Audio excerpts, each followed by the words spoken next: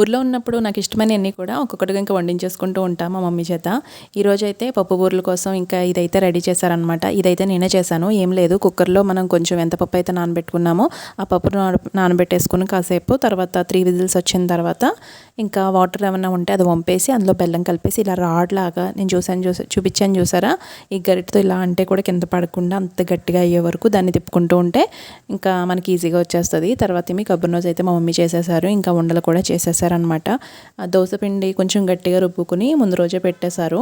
ఇంకా వాటితో పాటు ఇంకా ఈ 2 రకాల బూరెలు వేసేసారనమాట. ఈ 2 రకాలు ఎందుకంటే పప్పు బూరెలే తింటారు మా పిల్లలు. అయితే కొబ్బరి కలిపింది అయితే అస్సలు తినరనమాట. వాళ్ళ కోసం స్పెషల్గా అయితే ఈ పప్పు బూరెలు వండారు. నాకైతే ఇష్టం ఉండదు ఇవి. ఇంకా నా కోసం అయితే కొబ్బరి నూజ బూరెలు వండించుకున్నాను అనమాట. ఫైనల్గా అయితే ఇంకా రెడీ అయిపోయినాయి. మనం ఒక్కొక్కటి గిన్నెలో వేస్తున్నప్పుడు మా పిల్లలు ఒక్కొక్కటి కుట్టుకుని మింగేస్తూ ఉంటారనమాట. అంత ఇష్టం వాళ్ళకి పప్పు బూరెలు అంటే. ఫైనల్గా నేను కూడా కొబ్బరి నూజ బూరెలు లాగించేసా. వీడియో లైక్ చేసి సబ్స్క్రైబ్ చేయండి.